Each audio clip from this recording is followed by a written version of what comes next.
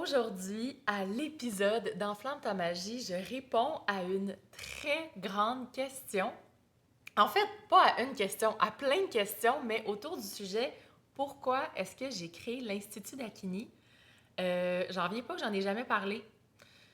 C'est comme si c'est quelque chose qui est tellement dans mon quotidien, je ne fais que parler de ça, que j'ai jamais pris conscience que je ne vous en ai jamais parlé. Alors, c'est aujourd'hui.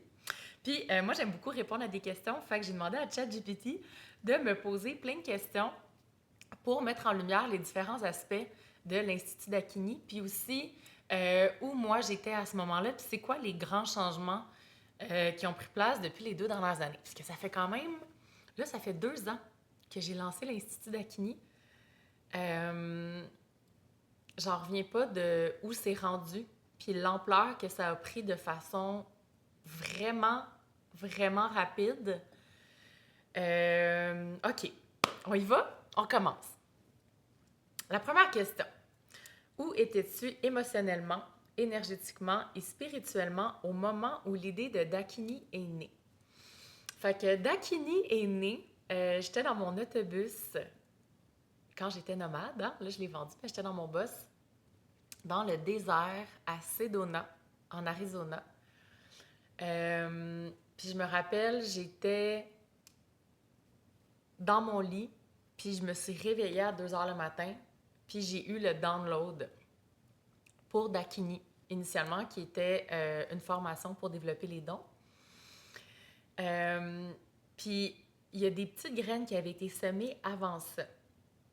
Fait que je venais de voir Cavalia, qui est une Dakini de la première cohorte, qui m'avait demandé « Hey Marie, pour vrai, comme, tu pourrais-tu m'enseigner qu'est-ce que tu fais? » Puis j'étais comme « Mais ça fait pas vraiment de sens de t'enseigner qu'est-ce que moi je fais parce que c'est ça que moi je fais. » Puis j'ai comme laissé bouillonner ça. Puis à 2 heures le matin, je me suis réveillée. Puis là, j'ai eu justement le download que je n'enseigne pas qu'est-ce que je fais. Je rappelle aux gens qu'est-ce qu'elles font.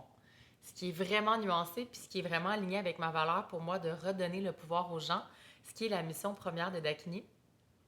Puis quand j'ai raconté cette histoire-là à mon amie K, elle est comme, ben non Marie, c'est moi la première qui t'a parlé que je voulais développer mes dons puis que moi aussi je voulais faire ce que tu faisais. Tu t'en rappelles pas? Je suis comme non, pour vrai, je m'en rappelais pas. Fait que pour honorer que c'est Kat qui a mis la première graine, ce que je trouve intéressant dans cette histoire-là, c'est que vu que je m'en rappelais pas, pour moi, ça voulait dire qu'à ce moment-là, puis c'était comme peut-être 6 mois avant, fait que c'était l'été avant que je parle à Cavalia, j'étais pas encore prête à lancer ce projet-là et à comprendre en fait comment je pouvais le faire. Fait que quand Cam m'en a parlé, j'ai juste dit « Ben non, je peux pas faire ça. » Fait que la première graine a été semée par Cam. Merci Cam. Fait que quand j'ai créé ça, j'étais dans un espace émotionnel, je dirais, très stable, présente. Tu sais, ça faisait déjà, je pense, à peu près 2 mois que j'étais partie du Québec avec mon autobus. Je voyageais toute seule. J'étais vraiment dans un mode introspectif, prendre soin de moi, prendre soin de mon corps physique, prendre soin de justement mes émotions. Fait que j'étais vraiment dans un bel espace, très ancré, tête droite, avec des bonnes routines. Je voyais pas beaucoup de gens, j'avais pas beaucoup d'activités sociales, ce qui était plus rare pour moi à ce moment-là. Fait que j'étais vraiment dans une exploration de qui est Marie-Ève. Et d'être toute seule au milieu du désert, pardon, ça aide énormément pour faire ça. Fait que c'est là que j'étais quand j'ai créé Dakini. Deuxième question. Quel était ton plus grand défi? Je dirais à ce moment-là, mon plus grand défi, c'était de créer quelque chose en déprogrammant ce que la société me dictait de comment on devait le faire. Grande phrase. Je t'explique. Tu sais, quand on part une entreprise, en tout cas, moi, à ce moment-là, j'avais la croyance que c'était compliqué, que ça demandait beaucoup d'argent, que j'avais pas à ce moment-là, j'étais full endettée, que ça demanderait beaucoup d'énergie, un site Internet, des liens de paiement, etc., etc.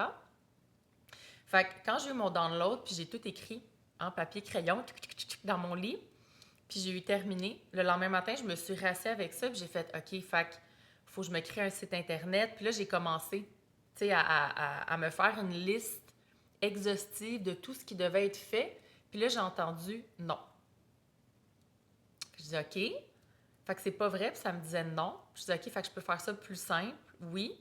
Je dis OK, fait que dans le fond, je pourrais juste faire un document Word, le mettre dans Canva, le mettre cute, puis envoyer le lien aux gens qui veulent. Puis c'était genre oui. Puis je dis OK, fait que ça peut être facile de même. Fait que j'ai fait ça. J'ai juste mis sur Word ce que j'avais écrit. Je l'ai mis Canva cute parce que j'aime beaucoup l'esthétisme, je trouve ça important. J'ai fait une story sur Instagram pour expliquer le download que j'avais eu, qu'est-ce que j'offrais, puis qu'il y avait seulement 6 places disponibles. Puis ça s'est booké en 48 heures. Facile, j'ai juste envoyé le document Canva aux gens, puis les gens se sont inscrits. Fait que c'est comme ça que Dakini a commencé. Fait que je dirais, le plus gros défi, ça a été de sortir de la structure en place qui nous dicte comment on doit faire les choses. Puis moi, je peux dire par expérience, c'est faux. Dans pas mal tout. Fait que si tu as envie de te lancer en affaires, de lancer un projet, je pense que la première chose, c'est de tirer sur toutes les plugs de comment on te dit que ça doit être fait, puis va valider comment est-ce que je peux faire ça encore plus simple, encore plus simple, encore plus simple.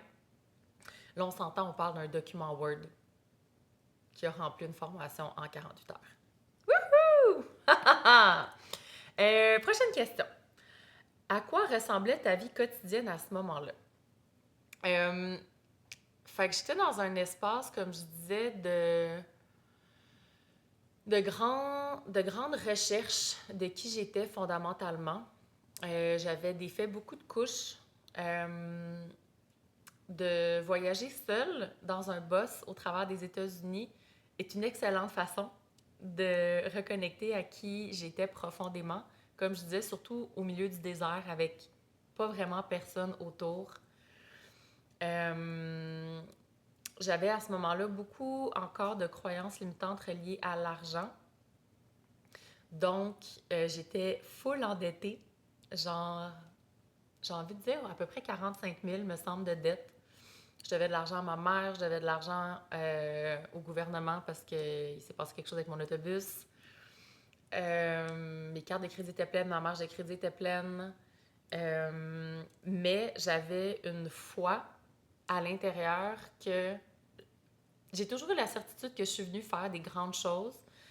Puis moi, je porte la croyance que je peux faire n'importe quoi, ce qui est génial. Fait que je savais que j'allais faire quelque chose qui allait fonctionner. J'avais juste pas trouvé exactement c'était quoi. Puis quelques mois, ben en fait pas quelques mois, mais presque un an avant ça, j'avais sorti mon livre. Puis à ce moment-là, mon éditrice m'avait dit, tu sais Marie-Ève, parle pas de tes dons sur les réseaux sociaux, parle que tu fais du coaching pour pas que le monde le juge puis que ça devienne un peu trop wou. Puis moi, je me suis pas questionnée quand elle m'a dit ça, je l'ai pris pour du cash, puis j'ai donc rentré dans la boîte identitaire de la coach qui parle juste de coaching sur ses réseaux sociaux.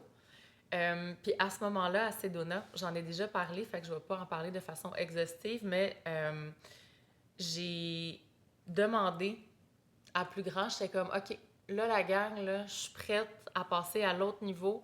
Envoyez-moi une mentor qui va m'aider à passer au prochain step. No joke, le lendemain, j'ai rencontré Alexina de Vibration Goddess par hasard, je mets des quotes là, parce qu'elle était dans une retraite avec Cavalia, justement. Cavalia m'avait invité à aller dans leur maison pour enregistrer un podcast avec elle. Puis Alexina a entendu parler de moi pour la première fois, puis m'a écrit pour prendre rendez-vous. Savait pas que j'étais physiquement stationnée devant la maison où elle était dans mon autobus. Fait qu'on a fait sa rencontre. Elle m'a demandé si elle pouvait la mettre sur son podcast. Puis c'était la première fois que, si je dis oui, que je me mettais publiquement avec mes dons. Puis en dedans de moi, il y avait comme une espèce d'hésitation de comme, mais là, tu sais, pris avec les vieilles croyances, tu sais, la peur de se montrer. J'avais pas vraiment la peur du jugement, honnêtement. C'était plus... En fait, il y avait pas de peur, honnêtement. C'était plus... Tu sais, un peu l'impression de se lancer en bas d'une falaise, d'être comme, je sais que c'est là. C'est ça que j'ai demandé, puis je sais que c'est ça qu'il faut. Fait qu'une espèce de petite fébrilité à l'intérieur de se montrer pour la première fois. Fait que j'ai dit oui. Puis c'est à partir de là que tout a changé. Fait que j'ai eu, après ça, moi, le courage de parler de dons. Puis là, après ça, je peux juste pas me faire ma gueule. Tu sais, quand tu parles de quelque chose qui te passionne, tu le sens, tu le sais. Fait après ça, je faisais juste parler de ça. Puis je suis sortie du coaching pour aller plus vers les soins énergétiques parce que c'est ça que j'ai toujours aimé faire. Fait que voilà, c'est à ça que ça ressemblait mon quotidien à ce moment-là. Fait que j'ai passé vraiment de boîte identitaire. Tu sais, ça a vraiment été un switch identitaire de coach un peu plus proper, fais attention à ce que je dis pour bien cadrer, à je m'en calisse, j'ai goût d'être qui je suis, j'ai goût d'être magicienne, j'ai goût d'être une prêtresse, j'ai goût de parler de dons, j'ai goût de parler d'entités d'extraterrestres. Fait que du jour au lendemain, là, ça a shifté complètement.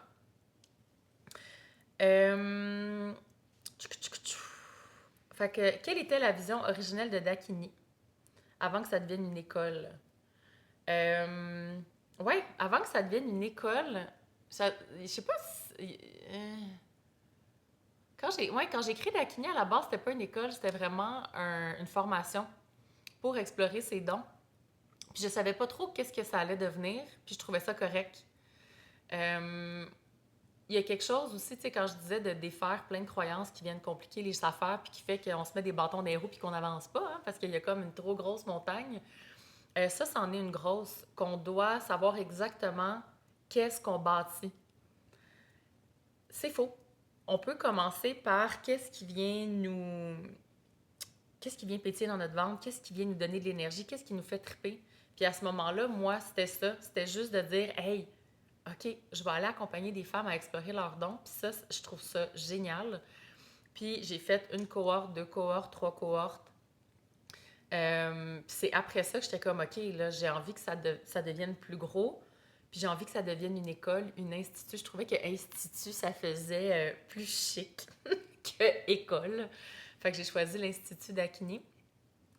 Puis là, j'ai vu l'ampleur, en fait, que ça pouvait avoir.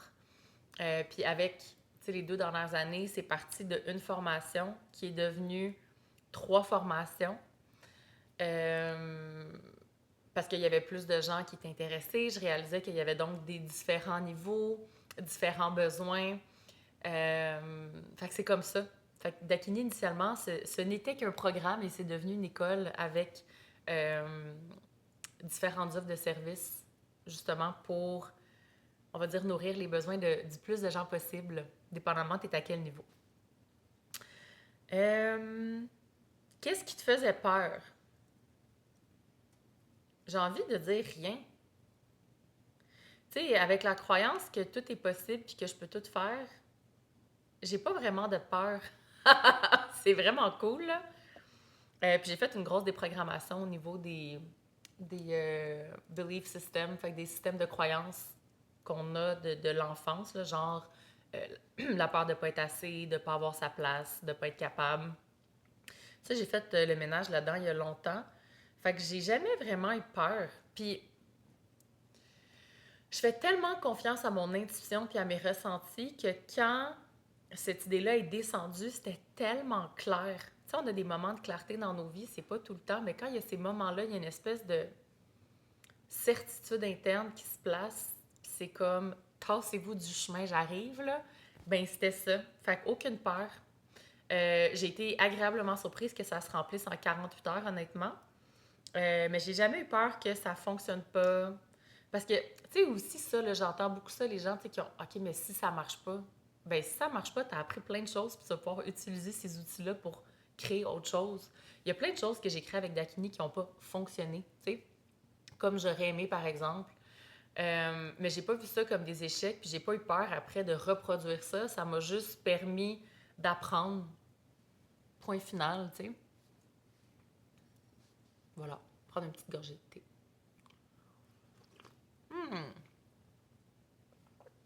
OK, ça, c'est une bonne question. J'aime ça. Quel rôle ta propre guérison a-t-elle joué dans la naissance du projet? Ben, tout. Tu sais, mon Dakini, c'est né de ma capacité à avoir guéri mon corps physique en sortant du corps médical, à prendre conscience du pouvoir du corps humain, de réaliser que moi-même et la majorité des gens, on remet notre pouvoir à l'extérieur de nous, presque tout le temps, parce que c'est ce qu'on nous apprend quand on est jeune, à l'école, avec nos parents. Donc, plutôt que de nous apprendre à aller voir à l'intérieur c'est quoi notre vérité, connectée à notre boussole interne, notre oui, notre non, au pouvoir du corps, on remet ce pouvoir-là à l'extérieur constamment, entre autres pour notre santé, même pour les décisions, pour le travail qu'on choisit. Hein? Si tu regardes, en fait, la structure identitaire dans laquelle tu es, moi, j'aime bien imaginer que c'est une maison. Là, je regarde ma maison autour de moi. Puis si tu regardes comment tu as bâti tes murs, c'est quoi la grandeur, c'est quoi les couleurs, où tu as mis tes fenêtres, combien de ces décisions-là viennent de toi, puis combien viennent de l'extérieur. Puis là, on s'entend que la maison, c'est une métaphore, tu sais, fait que les murs, ça peut être ton emploi, tes passe-temps, ce que tu écoutes comme musique, ce que tu manges, tes routines. Donc, tout ça a été beaucoup instauré par l'extérieur. Puis quand on prend conscience de ça, ça nous amène à une période de déconditionnement. Fait qu'on met les murs à terre, puis on se retrouve. Fait que Dakini est né de ça, je dirais, de ce cheminement-là après mon accident, d'avoir guéri ma jambe, d'avoir réalisé, OK, attends. Fait que c'est pas vrai que il faut absolument que ça soit les médecins. C'est pas vrai que c'est juste non plus la médecine qui peut guérir le corps. Il y a vraiment autre chose de plus grand qui fait un tout. D'avoir étudié tout ça, d'avoir fait des séances, non seulement moi d'avoir réussi à guérir ma jambe, mais d'accompagner des gens dans leur processus d'auto-guérison. Euh, de réaliser qu'on a toutes des dons. Puis, tu sais, à chaque fois que j'avais une cohorte de Dakini, ben, je découvrais des nouveaux dons. Parce que là, oui, moi, je connaissais les miens, mais là, ça me permettait de découvrir ceux des filles. Puis là, plus tu découvres de dons, plus tu peux, on va dire, ta boîte à outils devient grande. Fait que plus que tu peux encore mieux accompagner les gens. Puis c'est infini. Je capote. Moi, je trippe. Ha ha! Fait que c'est ça. C'est ça. C'est ça, c'est ça. Avais-tu peur d'être vu dans ta magie, d'être jugé? Euh, J'ai eu une fois une peur quand j'ai commencé à chanter. J'étais sur mon boss. Je dis sur mon boss parce que j'avais une plateforme sur le toit. J'avais fait de quoi de complètement idiot. Là. J'avais acheté des bols de cristal, Crystal Tone. Tu sais, c'est des bols à genre 3 000 à 4 000. Euh, Puis moi, j'avais décidé que je voulais jouer sur le toit de mon boss parce que ça ferait une belle vidéo. Puis moi, souvent, je pense pas aux conséquences de mes actes, là.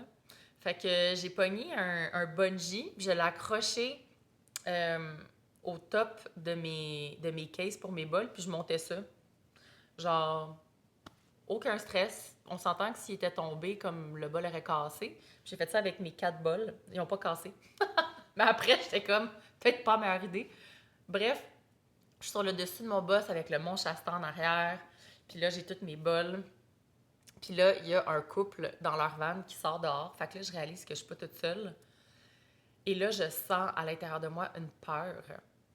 La peur d'être tuée si les gens reconnaissent mon chant. Là, c'est pas logique, là, on va se dire. Fait que là, clairement, j'ai OK, ça vient d'une vie passée. Est-ce que c'est vrai ici, maintenant? Non. OK, fait que là, il faut que je chante. J'ai chanté très doucement. Là. Je suis pas allée avec ma propulsion que je peux avoir maintenant.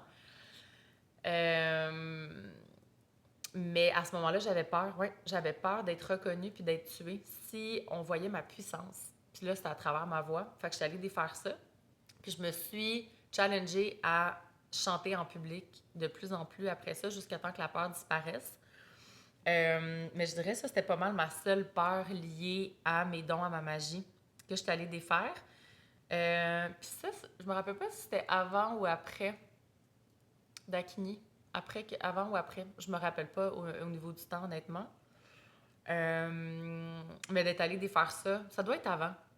Oui, ça doit être avant parce que quand il est venu le temps de parler de mes dons puis tout ça, il n'y en avait plus dans le chemin. Fait que si jamais tu as des peurs en lien avec des vies passées, là, de demander est-ce que c'est vrai ici maintenant, c'est un super bon truc pour aller voir si tes peurs sont liées à une vie passée, puis si la réponse va être non. Puis après ça, c'est quand même beaucoup plus facile à aller défaire.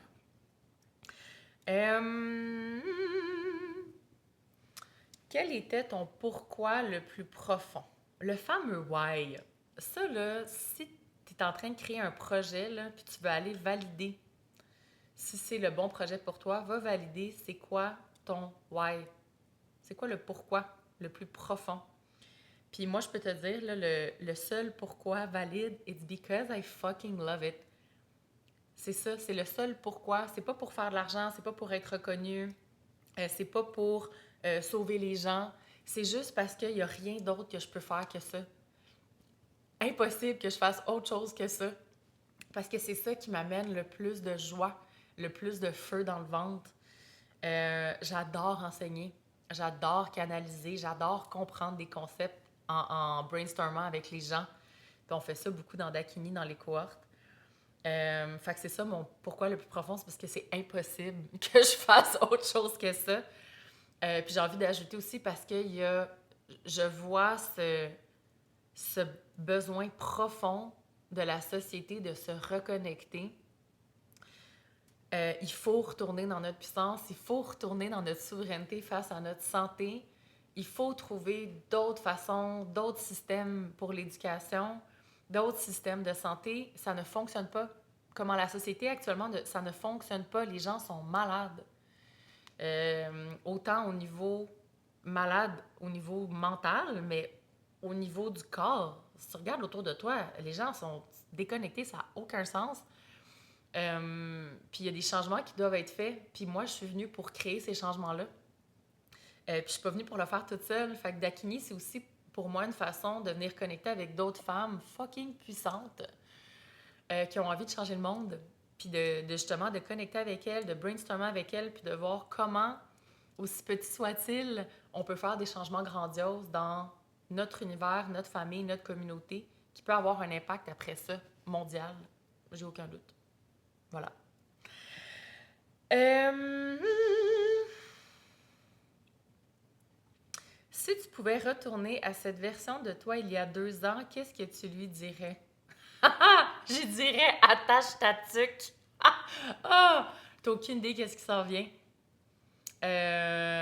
Puis genre, bravo, bravo, genre d'avoir le courage de créer quelque chose de nouveau, de tracer un chemin où il n'y a pas de chemin qui est fait.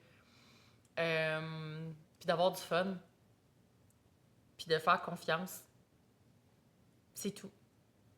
C'est ça, je dirais. Comment est-ce que Dakini t'a transformée en tant que femme, leader, entrepreneur? Ben, complètement, en fait, là. Tu sais, c'est Dakini qui m'a donné l'espace nécessaire pour connecter à la leader en moi, puis à l'entrepreneur, parce que c'est grâce à Dakini que cet aspect-là de moi est sorti de façon très naturelle. Puis je dirais que ça m'a transformée en tant que femme en... J'allais dire, tu sais, ça m'a pas vraiment donné le choix. Tu sais, c'est comme, tu sais, quand tu veux continuer, il faut que tu progresses. Il faut que tu aies des périodes d'expansion. Puis Dakini m'a offert vraiment un espace sacré pour faire ça, dans la sécurité, le plaisir, parce que à chaque étape, j'étais entourée des femmes, des formations, tu sais, fait que j'étais pas toute seule à grandir, tu sais, on grandissait en communauté. Euh, Très rapidement, j'ai engagé Véronica, la coordonnatrice, au début 5 heures, puis là, elle est rendue, tu sais, à faire du 24-30 heures semaine. Fait que de travailler aussi aux côtés de gens quotidiennement, ça amène à prendre cette expansion-là comme leader, à apprendre aussi, OK, c'est quoi le type de leadership que je veux avoir, c'est quoi la structure d'entreprise que j'ai envie d'offrir.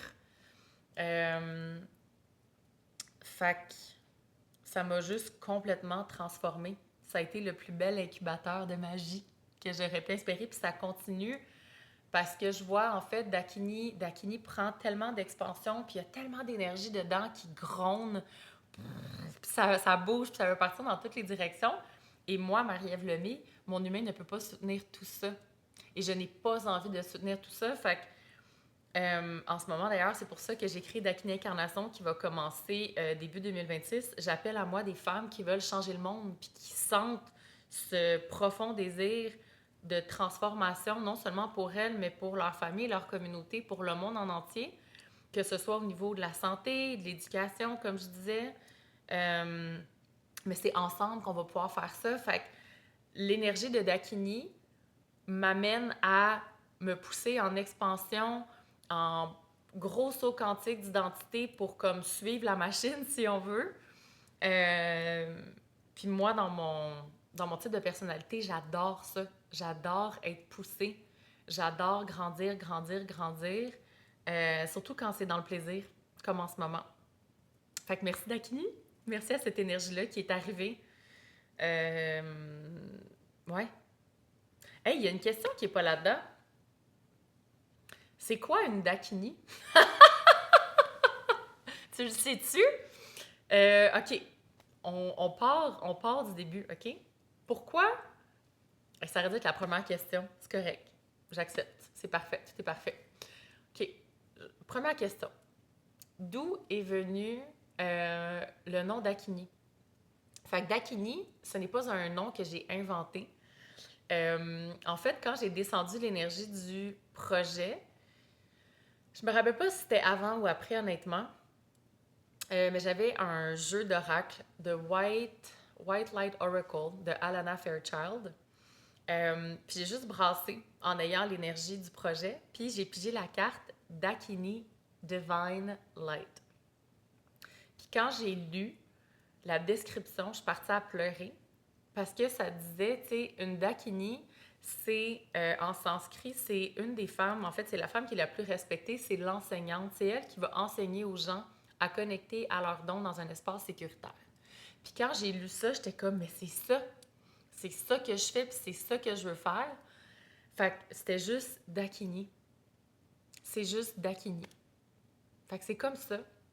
Fait que tu sais, on est tous et toutes, ben pas tous, les hommes c'est des Dakas, les femmes on est toutes des Dakini, on a tout ce pouvoir-là interne de pouvoir enseigner, que ce soit à nos enfants, à notre famille, à nos amis, comment reconnecter à leurs dons.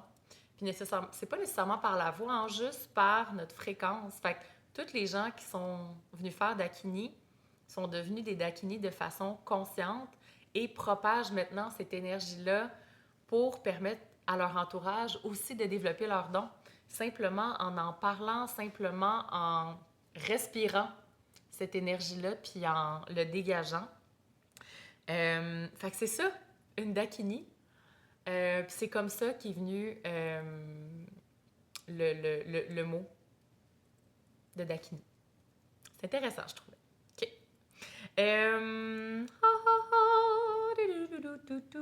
On est rendu où?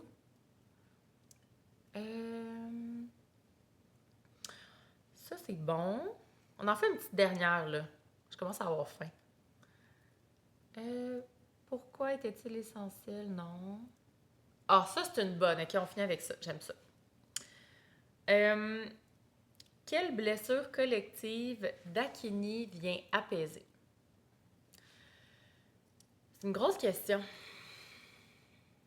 Je dirais, ce qui monte en ce moment, là, c'est intéressant, la blessure de ne pas être assez, qui est une grosse blessure que beaucoup, beaucoup de gens portent. Fait que, qu'est-ce qu'on fait quand on a la croyance qu'on n'est pas assez? On remet notre pouvoir à l'extérieur, sans arrêt. On doute de soi. On doute de notre oui, de notre non, on doute de nos capacités. Fait qu'on redonne le pouvoir sans cesse. Puis ça, ce que ça fait, c'est que ça fait aussi qu'on s'adapte sans cesse. Tu sais, on est dans notre essence naturelle. On s'adapte jusqu'à devenir une version complètement... c'est quoi le mot que je veux dire? Ça commence par déformé. Complètement déformé. Fait que si t'es né une étoile, t'es rendu un carré, tu sais. Fait que je pense que c'est ça, la plus grosse blessure que Dakini vient assouvir. Parce que quand on vient connecter à nos dons, on se ramène, hein, notre adapté, revient à notre naturel, on reconnecte à notre essence, à notre vérité. Puis un des plus grands changements que je vois chez les femmes auxquels je ne m'attendais pas, c'est la reprise de pouvoir, d'honorer ses besoins, ses limites, de ne plus accepter qu'est-ce qui ne fit pas avec qui on est réellement. Fait que beaucoup de femmes ont changé d'emploi, il y en a qui ont déménagé. Fait qu'il y a des gros changements qui s'obtempèrent. Oui. Après avoir fait Dakini. Parce que justement, les gens réalisent, je suis plus qu'assez, je suis tout. Fait qu'il y a une grande confiance aussi qui vient s'installer. Fait que c'est ça que ça fait Dakini. Euh, ouais, je pense que c'est bon pour aujourd'hui. Je me sens complète. Euh, Si c'est venu te parler, je t'invite à venir sur institutdakini.com, rentrer dans l'univers de Dakini. Il y a un portail complet avec des outils gratuits. On a des activations qui s'en viennent, un 21 jours de challenge pour commencer le début de l'année. On a les programmes d'Akini Niveau 1 aussi qui commencent, puis on a d'Akini Incarnation. Si tu t'es reconnu dans les femmes qui veulent venir changer le monde d'Akini, on a besoin de toi. Parce que je ne peux pas et je ne veux pas porter cette énergie-là toute seule. Fait qu'on est à la recherche de femmes qui ont envie de ramener justement, peu importe ce que tu fais déjà, de ramener tout ton pouvoir pour le propulser puis pouvoir aller avec moi, reach out le plus de gens possible pour aller changer le monde, rien de moins. Fait que si tu sens l'appel, viens nous rejoindre sur institutdakini.com. Tu peux venir m'écrire aussi sur Instagram ou par courriel. J'adore avoir de vos nouvelles. Et si tu penses que cette vidéo-là, cet épisode-là pourrait faire du bien à quelqu'un, n'hésite pas à lui envoyer et le partager sur les réseaux sociaux pour m'aider à propager la magie. Bye!